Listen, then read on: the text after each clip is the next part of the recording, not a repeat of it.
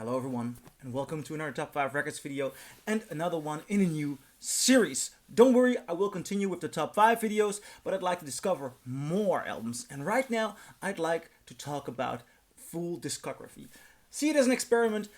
I'm gonna look into the body of work of an artist, see how it develops, and do an album by album review in every new video. And what better to start off than with one of my favorite artists, namely Pink Floyd. So what I'm going to do today is I'm going to start off the series with a full discography of the body of work of Pink Floyd. I'm going to start off with The Piper at the Gates of Dawn. Now I also have a video about The Piper at the Gates of Dawn as an audio comparison. You can see it on my channel. Today I'm just going to talk about the record itself. The Piper at the Gates of Dawn. And this is interesting because it is an album which has a great big name, loads of fans, but relatively late did I find out about it within the body of work of Pink Floyd, because I started listening to The Wall, to Dark Side of the Moon, and then when people said, oh, you should listen to The Piper at the Gates of Dawn, I got something completely different than I expected, because these are 11 songs, shorter songs, and this is real psychedelic British music. Now, history-wise, this is a very interesting record because Pink Floyd were already big names in the London music scene. They were the house band of the UFO club in London, and they were not influenced by this, not influenced by the same bands as the Beatles or the Stones were, because they had very clear influences. The Stones were very open about their blues influences. Cream was very open about their blues influences, and these members, especially Roger Waters, were much more into classical influences, jazz influences, but they were making pop. And Syd Barret is a clear psychedelic songwriter. These songs are shorter, but they are crazy and wild as hell. And they are, an epic example of what 1967 was doing and what psychedelic rock was doing. As a matter of fact, when this album was recorded, it was recorded at the same time in the Abbey Road studios as the Beatles' Sgt. Pepper's Lonely Hearts Club Band album and the Zombies' Odyssey and Oracle. And if you put those three next to each other, you may have the three most epic and recognizable psychedelic rock albums. Now, this one opens with Astronomy, Domine. I hope I pronounced it right, because I haven't got a clue how to pronounce it. I used to be a singer in a Pink Floyd tribute band, and we just never got around to the right pronunciation.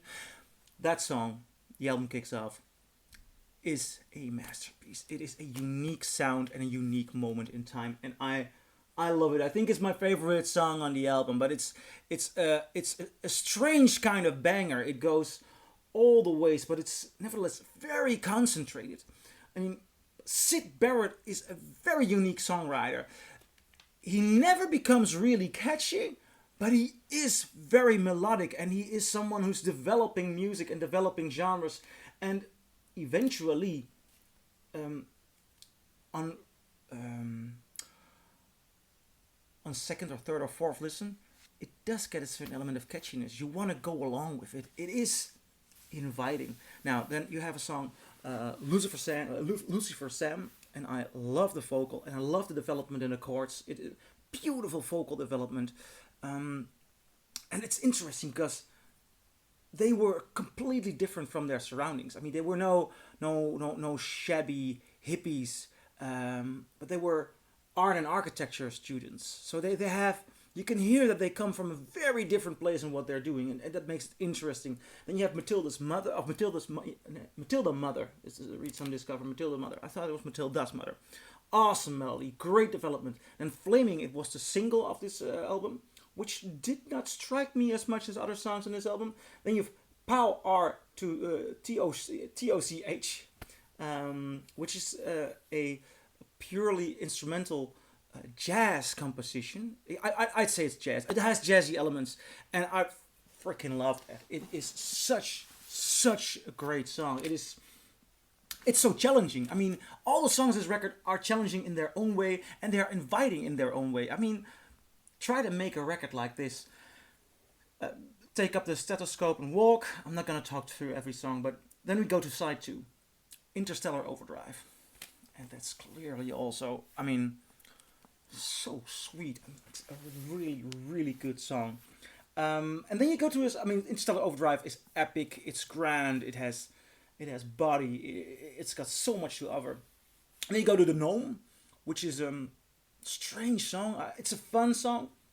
It reminds me of David Bowie to a certain extent. I mean, Bowie was influenced by Syd Barret, Pink Floyd, and he recorded a song Laughing Gnome, and there's this quirky element Bowie tried to copy in the early days, and he couldn't come close to what Pink Floyd was doing here. Not that the Gnome is brilliant, but it's a nice little surprise, you know, and I like that. I like it when you take your time on a record to do something quirky, something odd, which is good enough, you know. It's really good. And then for me, one of the big songs on this record is The Scarecrow, and that song is so good. It's so bizarrely intelligent to a certain extent. If you haven't listened to The Scarecrow, I can describe it like a nursery rhyme on LSD. And I mean, after a while, there comes this guitar in. I mean, and it's this beautiful development. Oh man, yeah. And then it ends off with a very strange, odd musical sound texture thing like bike, which is fun. This is an odd record, but a beautiful record, and what a bizarre way to start off the catalog of Pink Floyd, because this heavily influenced Syd Barret record. I mean, most of the songs are Syd Barret, and his style and his idea and his feelings are dominant. Yet he is struggling with himself, and we're gonna hear on the next albums and the next videos what that does to the band and to the changes within the band. This is a strong, unique album. So what do you think? Do you agree? Do you disagree? Leave a comment below, and I'll see you in the next video, in which I'll be talking about A Saucer Full of Secrets. Bye.